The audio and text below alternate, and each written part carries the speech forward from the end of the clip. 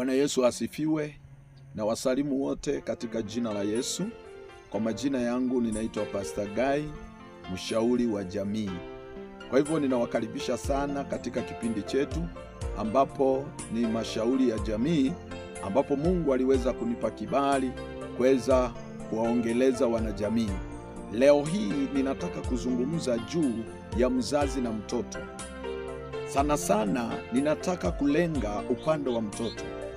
Ninaenda kusoma maandiko katika Efeso 6 mstari wa 1, ambapo Biblia inasema, enyi watoto watiini wazazi wenu. Watiini wazazi wenu katika Bwana, kwa kuwa hii ni amri.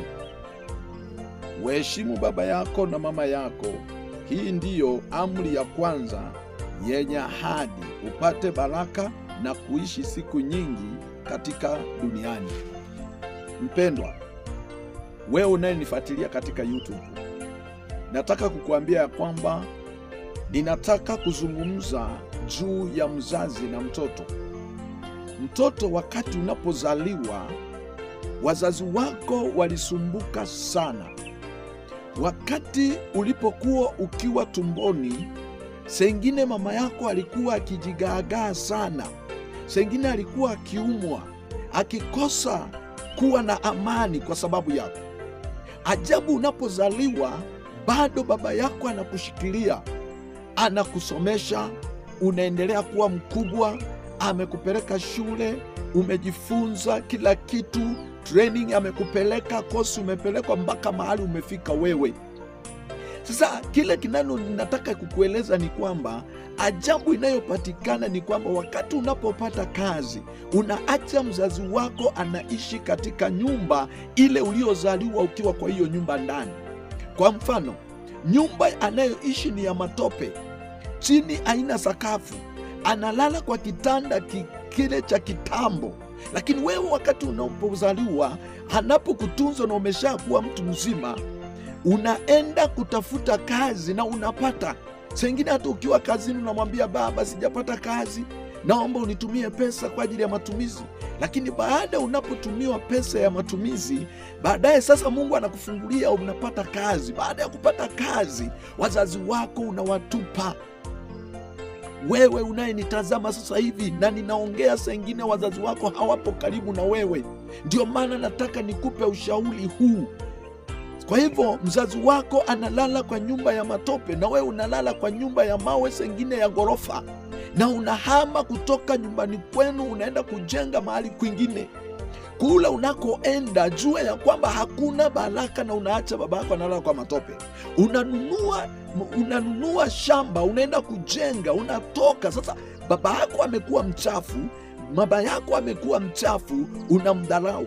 Ngoja nikuambie, Biblia inasema watiini wazazi wenu, ndipo siku zako zitakapoongezeka, ndipo zitakapokuwa nyingi.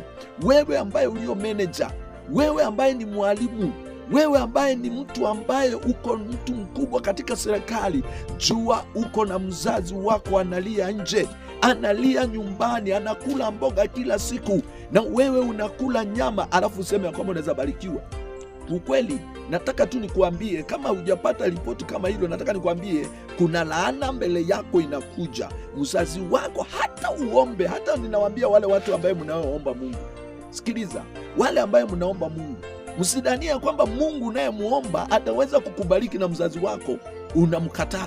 Mzazi wako hata mtu ya aje kukusalimu mahali uliko, unamuona ya kwamba yeye ni mtu mchafu, na huku unasema unaenda kuinua, hata utoe sadaka kiasi gani, hata uhubiri, kama hata wewe ni mhubiri unayehubiri na mzazi wako yuko nyumbani anahangaika, hakuna baraka. Nataka nikuambie, mzazi wako ni mzazi wako, na hao watoto ulio nao unaowalea pasipo kuona babu yake, pasipo kuona nyanya yake ama bibi yake, ukumbuka ya kwamba inakuwa ni shida, hata wewe utakuwa hivyo hivyo.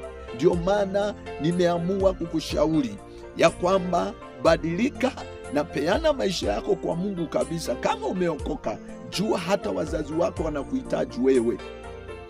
Wewe ulio katika kazi, unaendesha gari na baba yako hajaendesha gari, Unafikiri ya kwamba hilo gari utaendesha nalo kweli mpaka uzeeke? Hao watoto tu unayowakuza hao, kuna hiyo gari ambayo umenunua ndio itafika ya mwisho, hawatakununulia tena. Lakini utakaponunulia mzazi wako, itakuwa ni kitu cha maana katika maisha yako.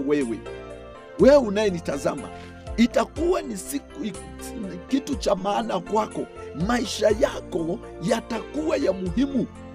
Ajabu, kile kinanishangaza ni kwamba baba yako hajawahi kuvaa suti kuanzia akuzae, kwa sababu wakati alipokuwa akikulea alikuwa anajinyima, anashindwa kununua suti kwa sababu yako, anashindwa kununua kiatu kizuri cha 2,000 kwa sababu yako, anakataa kununua nguo nzuri kwa sababu yako. Lakini sasa inapofika anapokuambia ya kwamba umpe pesa anunue nguo, unasema ya kwamba ziko na mahesabu. Kumbuka, wakati sasa mzazi wako akifa, ndio unakimbia na suti.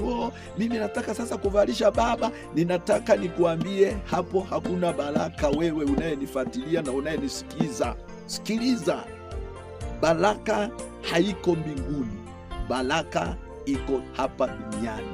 Kama unataka kuishi maisha yako marefu, heshimu baba yako na mama yako. Hapo ndipo siku zako zitakapokuongezeka na utaendelea na baraka. Baba yako akilala kwa nyumba nzuri, kitanda kizuri na nyumba nzuri, umemwandikia medi kama jinsi ulivyo na medi wewe. Mke wako ameshindwa kupika kwa sababu unamwandikia medi, na baba yako na mama yako pale wanahangaika. Mama yako anaenda kushenya kuni mtoni, anachomwa na miba, na wewe unasema hawezi kuwa katika moshi. Na hapo unasema ya kwamba ni baraka unatafuta. Nataka nikuambie, hakuna baraka nzuri. Ndugu yangu, wacha nikwambie, unayenifuatilia, dada yangu, ndugu yangu, baraka nzuri ni ile ambayo uko na mzazi wako pamoja. Hiyo ndio nataka nikuambia. Kabla hujajenga nyumba, hakikisha mzazi wako yuko na nyumba. Kabla hujavaa suti, jinsi unavyovaa suti, hata kabla hujanunua suti, baba yako avae suti. Hiyo kiatu cha pushuta unayoivaa ikiwa na rangi, na baba yako anavaa yeboyebo.